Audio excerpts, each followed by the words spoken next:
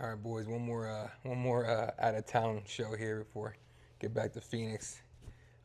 Went from Chicago, now I'm in Ventura, California, but should be the last trip of the year. So the rest of these should be pretty good with the background and all that. Cool. Here we go. Welcome back to Cardinals Daily. I'm Eddie Law. Could we see Kyler Murray get an extension up to the 2025 season or 2026 season? Technically, let's talk about it. All right. Is it possible that the number one overall pick in the 2019 NFL draft, is it possible he gets an extension after falling this season? Interesting opinion by ESPN's Dan Graziano projects that should Kyler have a solid season this year, he could be set to get an extension to his contract at the end of this season, right? As a Cardinals fan and reporter, I saw this, I sat down, and after pounding my head into the wall repeatedly at the ridiculousness of the statement, I realized he's right. Imagine this, okay? Imagine this. Kyler Murray in year 7 finally gets it together, has a good season, hell, maybe even gets us to the playoffs. Do we look at replacing him anyway, hitting the reset button once again?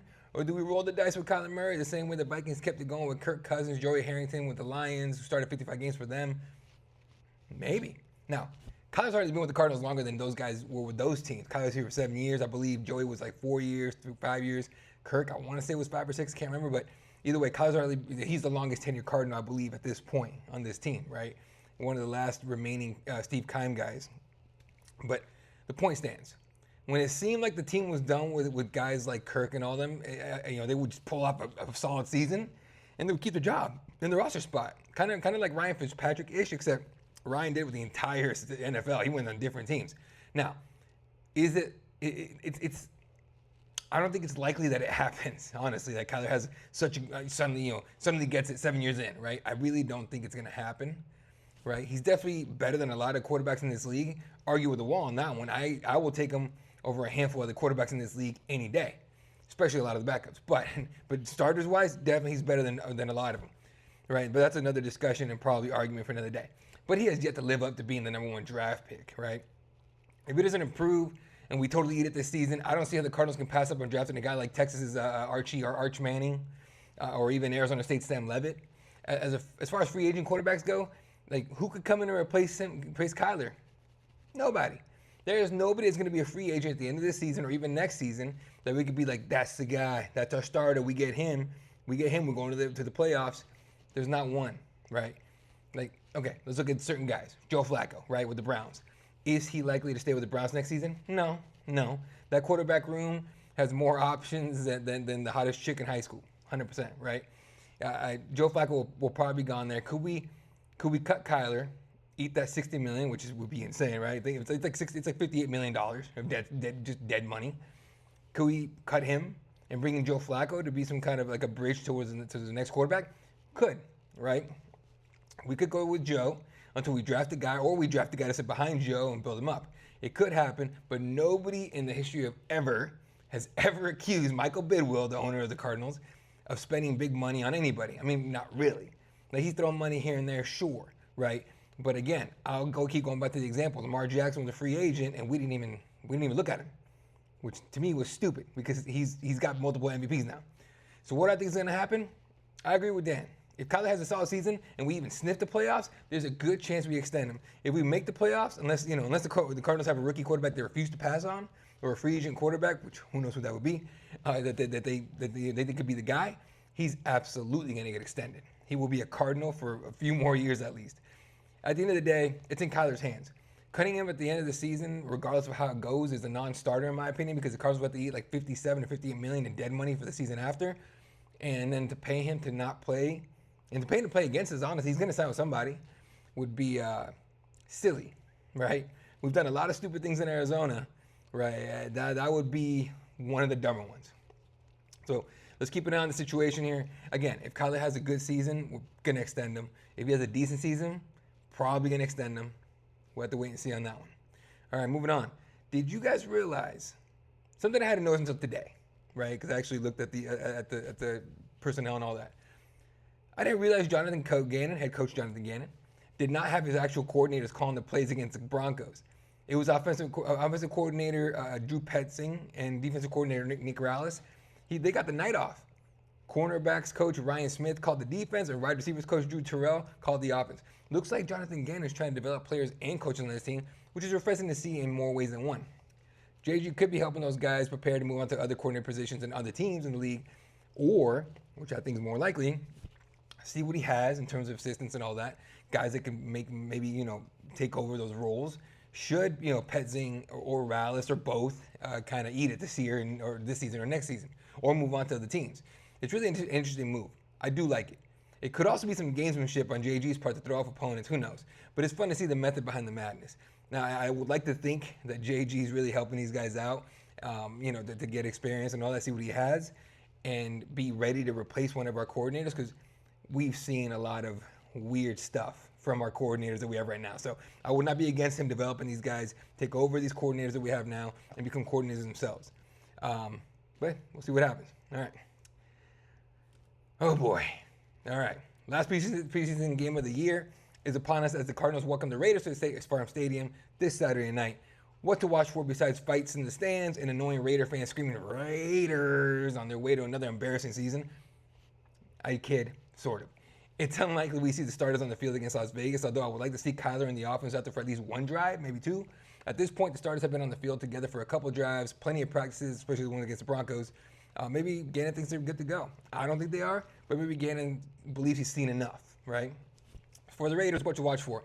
They made a ton of changes this offseason. No longer do they have a who's that guy at quarterback. No disrespect to O'Connell, but bro, CFL's calling you.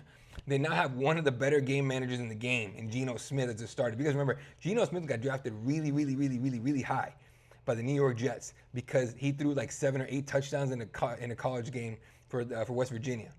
Which, when I saw that, I was like, hey, impressive in college, right? Remember, in college, especially back then, it was a handful of elite players taking on a bunch of regular dudes who probably would be better off playing flag football, right?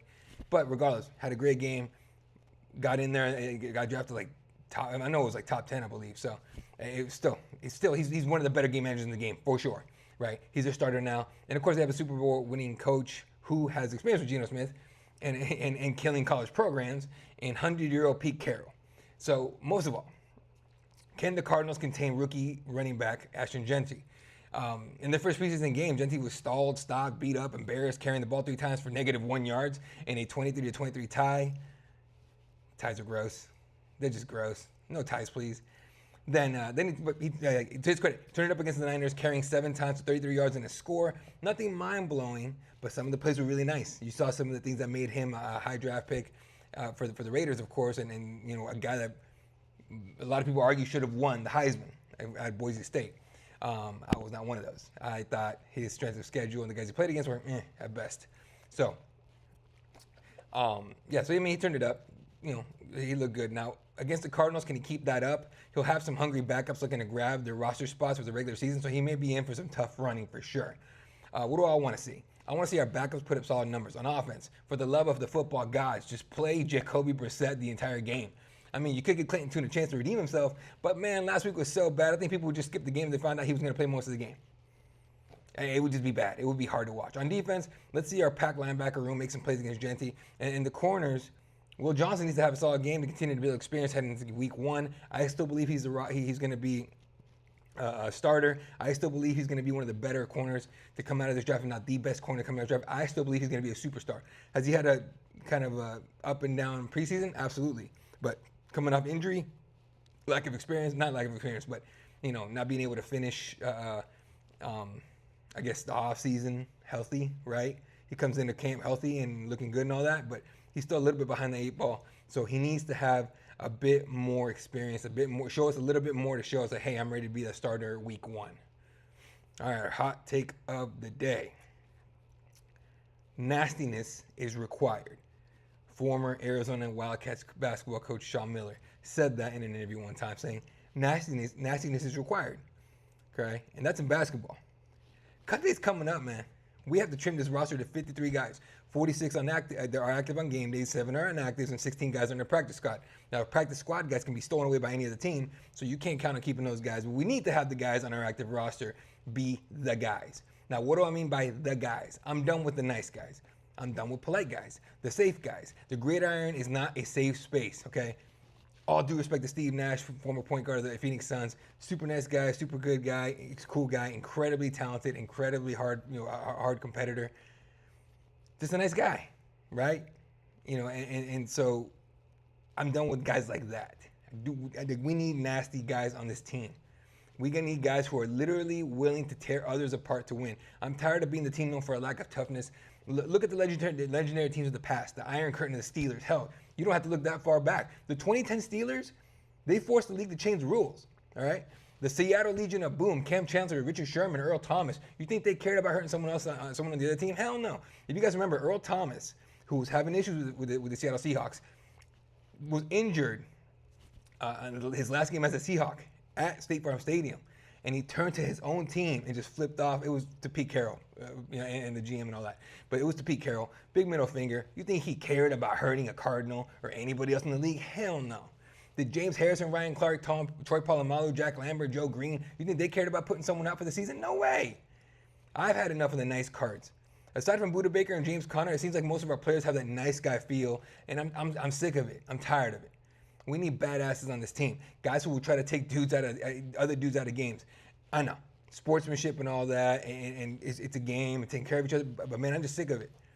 I want a team other squads are afraid of playing.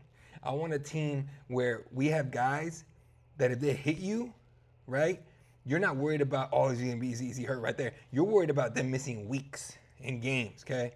The same way like I said, the Steeler defense is played and all that. Those are the type of teams we need. Now, will we get the type of team this season? It's unlikely, but I think Gannon is the kind of guy who wants those guys on his team. Josh Sweat's that kind of guy. I think so. So let's hope for the best, because we need like I said, nastiness is required. All right, folks. That is our hot take for the day. Yeah. It's just, I'm so sick of the nice Cardinals. We need mean Cardinals, all right? Enough of these nice guys. Let's do this. Let's get to it, all right? That'll do it for today's Cardinals Daily. Hit the subscribe button, tap the bell, leave a like and a comment, and I'll see you right back here tomorrow for more Arizona football. Go Cardinals.